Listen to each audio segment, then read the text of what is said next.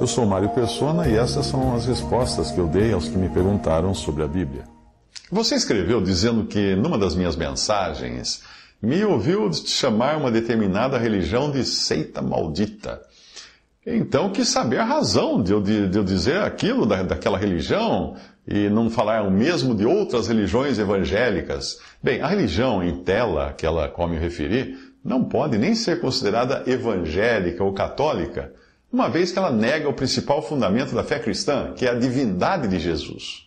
Eu não sei se você é membro dessa seita, mas se for, então saberá que além de negar a divindade de Cristo, querendo fazer dele um Deus menor, criado por Jeová, ela prega uma salvação por obras, e sendo que uma dessas obras, adivinha, ser membro da mesma seita. Não fui eu que inventou que um falso evangelho pode ser chamado de maldito ou amaldiçoado. Não. Paulo chama de amaldiçoado o evangelho que não seja aquele que ele pregou.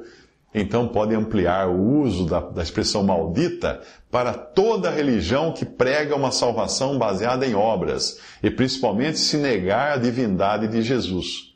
Na carta aos Gálatas, Paulo escreve assim: estou admirado de vocês estarem abandonando tão depressa aquele que os chamou por meio da graça de Cristo para aceitarem outro evangelho. Na realidade, porém, não existe outro evangelho. Há somente pessoas que estão semeando confusão entre vocês e querem deturpar o evangelho de Cristo. Maldito aquele que anunciar a vocês um evangelho diferente daquele que anunciamos, ainda que sejamos nós mesmos ou algum anjo do céu. Já dissemos antes e agora repetimos: maldito seja quem anunciar um evangelho diferente daquele que vocês receberam.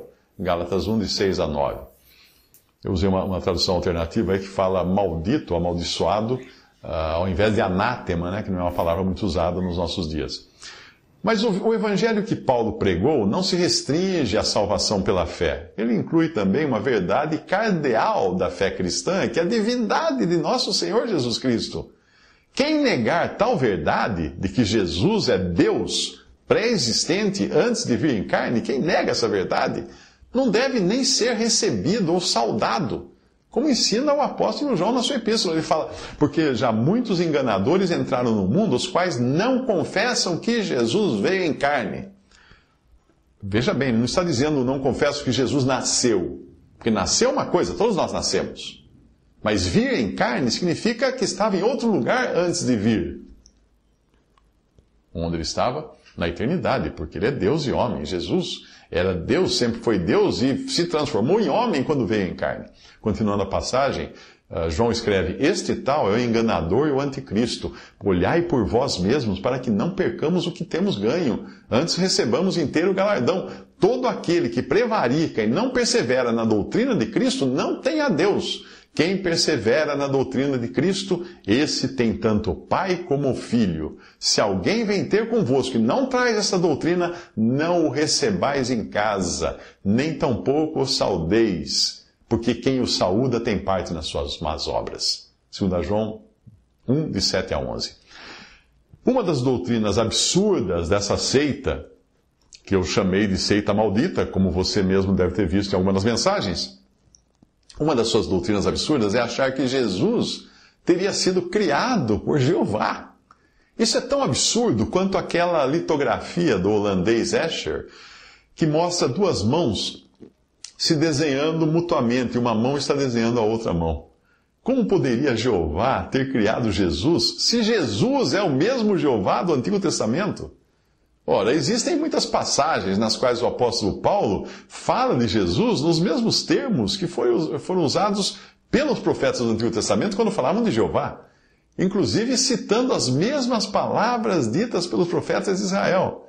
Assim, quando Paulo fazia isso no Novo Testamento, ele demonstrava ser Jesus o próprio Jeová, a mesma pessoa divina, o Criador de todas as coisas. Compare essas passagens, vamos lá. Em Romanos 10, 13... porque todo aquele que invocar o nome do Senhor será salvo. Em Joel 2,32, e há de ser que todo aquele que invocar o nome do Senhor será salvo. E aí em Joel ele está falando de Jeová. 1 Coríntios 1,31, para que, como está escrito, aquele que se gloria, glorie-se no Senhor. E agora vai para Jeremias 9,24, mas o que se gloria, glorie-se nisto, em me entender e me conhecer que eu sou Jeová, que faço beneficência, juízo e justiça na terra, porque destas coisas me agrado, diz o Senhor Jeová. Agora vamos a 1 Coríntios 2,16, porque quem conheceu a mente do Senhor para que possa instruí-lo, mas nós temos a mente de Cristo. Compare com Isaías 40,13, quem guiou o Espírito do Senhor, ou o Espírito de Jeová, ou como seu conselheiro o ensinou? 1 Coríntios 10,26 diz, porque a terra é do Senhor e toda a sua plenitude, e o Salmo 24 diz que de Jeová é a terra e a sua plenitude, o mundo e aqueles que nele habitam. 2 Coríntios 10,17, aquele, porém, que se gloria, glorie-se no Senhor. E vai lá Jeremias 9,24, mas o que se gloriar, glorie-se nisto, em me entender que me conhece, que eu sou Jeová, que faço beneficência, juízo e justiça na terra, porque destas coisas me agrado, diz o Senhor. João 12,41, o Evangelho de João 12,41, Isaías disse isso quando viu a sua glória e falou dele. Essa menção feita a respeito de Jesus, em João 12,41. Agora veja em Isaías 66, versículo 1. Quando foi que Isaías teria visto? No ano em que morreu o rei Uzias, eu vi também o Senhor, que aí é Jeová, no original, assentado sobre um alto e sublime trono, e o seu séquito enchia o templo. Bom, concluindo, como você chamaria uma religião que transtorna o verdadeiro evangelho da graça e nega-se a crer na divindade de Cristo? Como você chamaria isso? Se isso não for maldita, então você diria que é bendita? A palavra de Deus chama bendito o Criador. E ela mesma mostra que o Criador é Jesus, o mesmo Jeová do Antigo Testamento, que em Gênesis aparece acompanhado do Pai e do Espírito Santo, já que essa trindade ali em Gênesis, no capítulo 1 de Gênesis, é chamada de Elohim, que é um nome hebraico plural. No princípio era o Verbo, e o Verbo estava com Deus, ou com Elohim, se formos pensar lá no princípio de Gênesis. E o Verbo era Deus.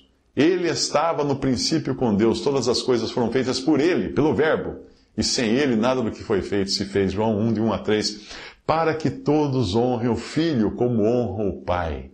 Quem não honra o Filho não honra o Pai que o enviou. João 5, 23. Acaso, se você for dessa religião aí, será que você pode dizer que ali eles honram o Filho como honra o Pai, ou o Filho tem uma honra menor do que aquela que é dada ao Pai?